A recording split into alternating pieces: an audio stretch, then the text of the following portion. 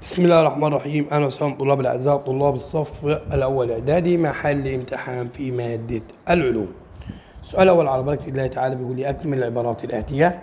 تتميز سبيكة البرونز بأنها تتكون سبيكة البرونز من نقط من النحاس 95% من النحاس، وتتميز بعدم قابليتها للصدى. تبدأ الأحماض الجزئية الصيغة الجزئية للحمض بكاتيون هيدروجين الموجب، يرتبط باسم الأنيون الداخل في تركيبه، مجموعة ذرية موجبة اللي هي مجموعة الأمونيوم، حمض النيتروز ده HNO2. 2. اذكر مثال لكل واحد. غاز يزرق دوار الشمس دي غاز النشادر. حمض لا يحتوي على عنصر أكسجين ويتكون من أنيون في حالة سالبة دي حمض البروميك، تمام، الهيدروبروميك عذرا.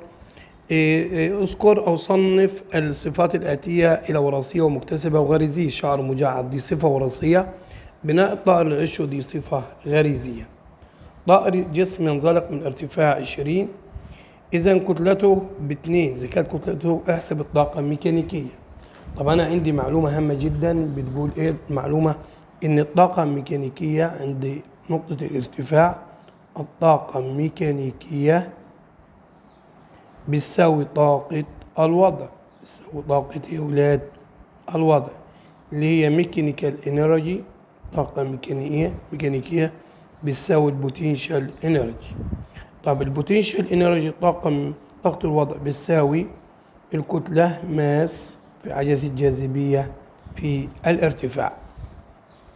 طب هنا يا أستاذ جايب بكام هو الكتلة؟ ب2، يبقى 2 في عجلة ثابتة ب10 في الارتفاع بكام يا ولاد؟ جايبه ب20، تمام.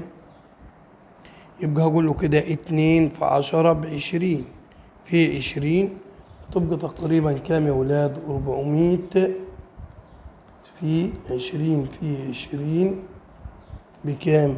تبقى يا أستاذ ب400 جول، ب400 جول. دي طاقة الوضع. لما طاقة الوضع بتساوي طاقة ميكانيكية، إذا الميكانيكال انرجي بتساوي 400 جول.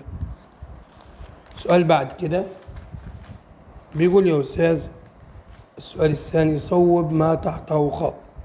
الصخور عبارة عن أجسام صلبة تتكون من معدن واحد أو أكثر من معدن. طاقة نقط بتكون أكبر ما يمكن عند مرورها بموضع السكون ضغط الحركة. علل يعتبر كسر السنجاب لثمرة البندق من السلوكيات الغريزية.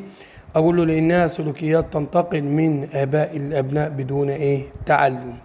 حمض الكبريتيك يحمر ورق الدوار الشمس الزرقاء لأن عندي ذوبان، تمام، لأنه يا أستاذ بيعطي أنه يذوب ويعطي كاتيون هيدروجين الموجب.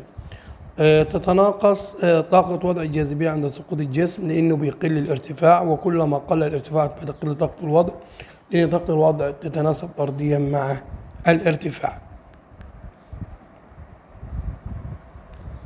هنا بيقول لي سؤال أخير. درجة الغليان خاصية مميزة بينما وليس تبخر، لأن التبخر أقول له بيتم عند أي درجة حرارة، أما الغليان بيتم عند درجة حرارة معينة. السؤال الثاني بيقول لي اكتب المصطلح العلمي. أكاسيد فلزية تذوب في الماء مكونة محاليل قلوية، دي طبعا الأكاسيد القاعدية. قوة التجاذب بين أيونات الفلز الموجبة وسحابة الإلكترونات السالبة دي الرابطة الفلزية. استخدم الكلمة الشاذة ثم اربط بين باقي الكلمات. جرافيت، يود، فوسفور، كبريت. هتستبعد الجرافيت لأنهم كلهم عناصر فلزية لا توصل الكهرباء ما عدا ده عنصر لا فلزي جيد التوصيل للكهرباء. وزن ارتفاع طاقة الوضع سرعة، طبعا استبعد السرعة ان طاقة الوضع بتساوي الوزن في الارتفاع. طول الزرافة، رقبة الزرافة، لون العينين، لون الشعر، تعلم الطفل مشي، طبعا هستبعد تعلم المشي لان ده صفة مكتسبة بينما الباقي صفة مورثة. حجر رملي، جرانيت، بازلت، جبر، واستبعد الرملي ده صخر رسوبي بينما الباقي صخر ناري.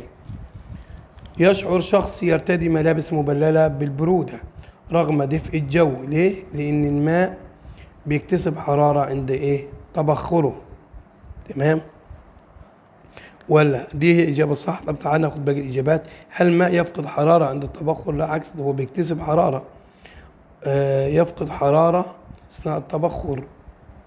هل الماء، بخار الماء يفقد حرارة عند تكاثفه. طبعا لا، بخار الماء يكتسب حرارة عند تكاثفه، لا، هو بخار الماء بيكتسب حرارة عند التبخر، هو بيتبخر بيكون مكتسب درجات حرارة. من الأكاسيد الحامضية طبعا ثاني أكسيد الكبريت. ماذا يحدث؟ نقص كتلة الجسم متحرك للنصف مع ثبات السرعة، قل طاقة الحركة أيضا للنصف. الزيادة في أعداد الكائنات المستهلكة الأولية ده يقلل أعداد الكائنات المنتجة ويزيد أعداد الكائنات المستهلكة. وضع البطيخ في قوالب مربعة الشكل دي تعتبر تقنية زراعية ينتج عنها بطيخ مربع الشخص. دفع شخص حائط بالنسبة للشغل لا يبذل شغلا لأن المسافة المقطوعة تساوي صفر. ده كان امتحان في مادة العلوم.